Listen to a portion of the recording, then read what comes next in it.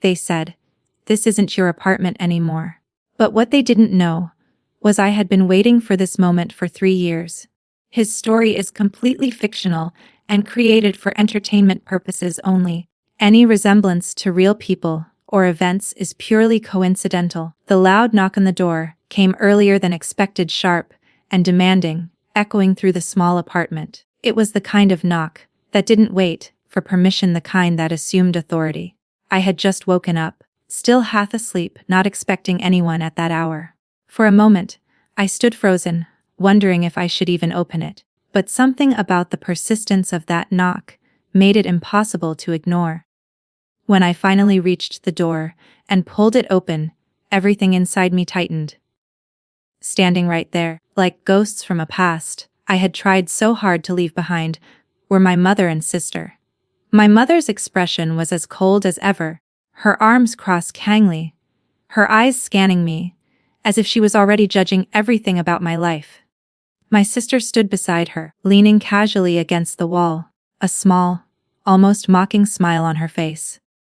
And then, slightly behind them, was my father, the man who had once told me I was no longer welcome in his life.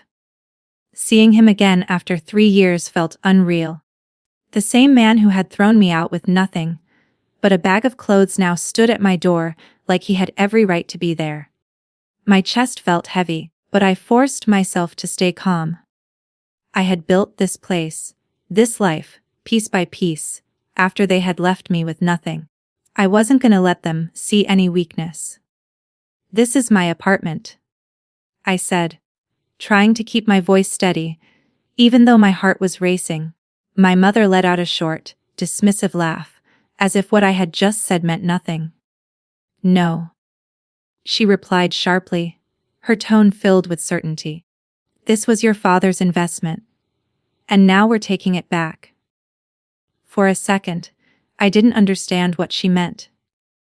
The words felt distant, like they didn't belong to reality. This apartment wasn't just a place to live. It was everything I had worked for. The long nights, the extra shifts, the sacrifices. Every corner of it held a piece of my struggle and my effort. And now they were standing here, acting like it had always been theirs. Before I could even respond, my sister stepped inside without waiting for an invitation. Her eyes moved around the room, taking in the furniture, the decorations, the small details I had carefully chosen over time. "Nice upgrades," she said casually, as if she was inspecting something that belonged to her. A wave of anger rushed through me. "You can't just walk in here," I said, my voice sharper now. But she ignored me completely, continuing to look around with that same careless attitude. It was as if my presence didn't matter, as if I was already being erased from the space I had called home for years. Then my father finally spoke. His voice was calm, controlled, and almost emotionless, the same tone he used back then when he made decisions that changed everything. "We have papers," he said, stepping forward and placing a folder on the table with a quiet but firm motion. That single action shifted the atmosphere in the room. It felt like a line had been drawn, like this was no longer just a conversation, but something much more serious. I stared at the folder for a moment before slowly opening it, my hands feeling colder with every second. Inside were official-looking documents, legal papers, property records. My eyes moved quickly over the pages, trying to understand what I was seeing, and then I saw it. The name listed on the original ownership. My father's name. A strange, sinking feeling settled in my stomach. It didn't make sense. I had bought this place. I had paid for it. I had the receipts, the proof, the years of effort behind it.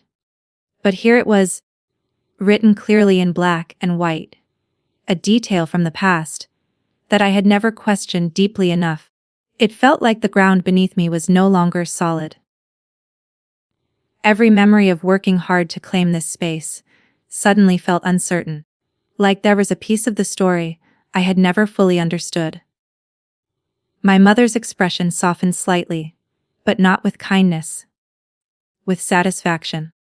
"Pack your things," she said, her voice calm now, almost as if she was offering me a simple instruction instead of taking away my home. "You have until tonight."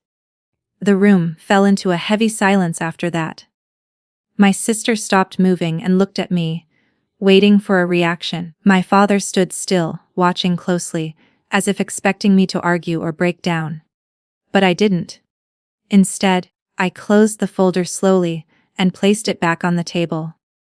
My mind was racing, but my face remained calm. Something inside me shifted in that moment. Something quiet but powerful. I realized that reacting the way they expected would only give them control. And I wasn't willing to give them that anymore. I looked at them, one by one, taking in their expressions, their confidence, the way they believed this situation was already decided. "Okay," I said quietly, my voice steady despite everything building inside me. The night settled over the apartment with an unusual stillness, the kind that made every small sound feel louder than it should. The same space that had once felt warm and personal now felt tense and unfamiliar, as if it no longer recognized who truly belonged there. My family had already made themselves comfortable, moving around as if they had been living there for years. My sister sat on the couch, scrolling through her phone with a careless expression, occasionally glancing around with quiet satisfaction. My mother walked from one corner to another, mentally redesigning everything, her lips moving. She planned changes without even considering my presence. My father sat in silence, calm and composed, as if everything had gone exactly as he expected. I watched them for a moment from the hallway, taking in the scene carefully. They looked relaxed, confident, completely unaware of what was about to happen. To them, this was already over. They believed they had walked in, shown a few documents, and taken back what they thought was theirs. That certainty was exactly what gave me the advantage. In my hands, I carried a small box. It didn't look important at first glance, just an ordinary container with slightly worn edges. But inside it was everything they had failed to consider, everything they had overlooked, because they never thought I would be capable of understanding the situation deeply enough. I stepped into the living room, my footsteps slow but steady. "Before I leave," I said, breaking the silence. My voice made them pause, but only slightly. My sister barely looked up, clearly uninterested. My mother turned toward me with mild impatience, as if I was delaying something inevitable. My father's eyes focused on me, more attentive than the others, but still calm. "There's something you should see," I continued. Without waiting for their permission, I placed the box on the table and opened it carefully. Inside were neatly arranged documents. Papers I had collected over time, each one playing a role in a much bigger picture. Receipts, legal agreements, bank records, all organized in a way that told a story they had never expected to hear. My father leaned forward slightly, his brows tightening as he looked inside. "What is this?" he asked, his voice no longer as confident as before. I met his gaze directly. "Proof," I replied. For a brief moment, no one spoke. The words seemed to hang in the air, heavy with meaning. My mother stepped closer, her earlier confidence beginning to shift into something less certain. My sister finally put her phone down, curiosity replacing her indifference. 3 years ago, when I was forced to leave with nothing, I didn't just struggle to survive. I paid attention. I learned how things worked, how decisions were made, and most importantly, how people like my father handled their finances. At the time, I didn't fully understand everything. But pieces of information started to connect over time. I began to notice patterns. Debts that were never mentioned openly. financial pressure hidden behind strict control, and small inconsistencies in the way my father talked about his investments. That curiosity led me to dig deeper, to ask questions, and eventually to uncover something he had assumed would remain hidden. The apartment had once been in his name.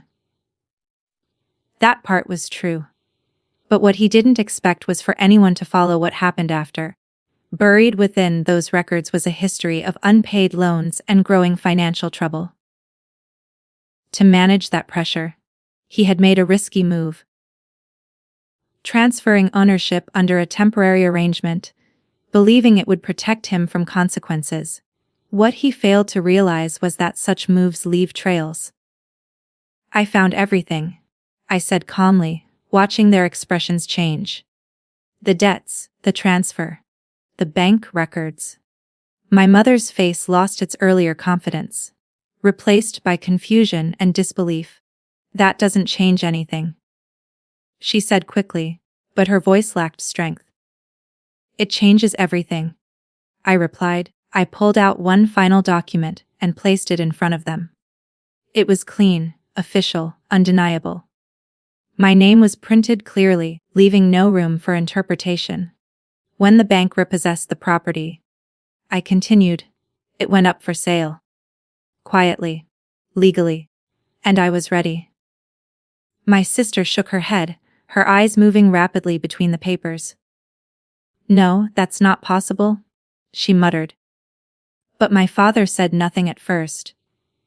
His hands moved slowly as he picked up the document, reading it again and again, as if expecting the words to change. The calm control he had walked in with was gone, replaced by something far more fragile. You planned this?" he finally asked, his voice low and uncertain. I didn't look away. "I prepared," I said simply.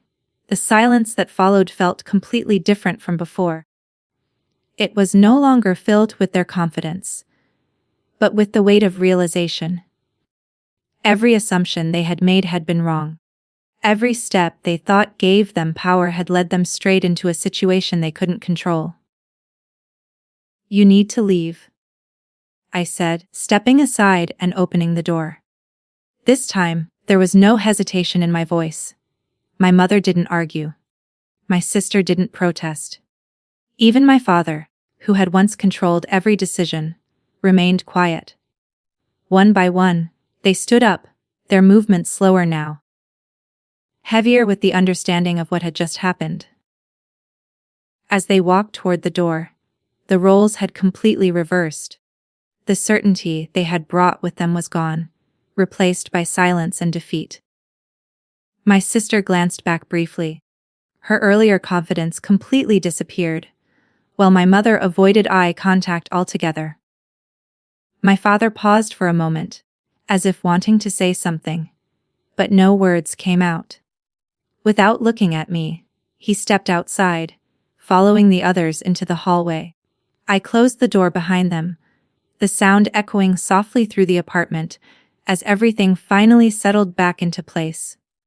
Sometimes, the people who try to take everything from you are the same ones who taught you how to fight back. This wasn't just about an apartment. It was about respect, survival, and proving that no matter how far someone pushes you down, you can rise stronger. If this story shocked you, stay with us for more powerful, emotional, and unexpected stories. And remember, never underestimate someone who had nothing left to lose.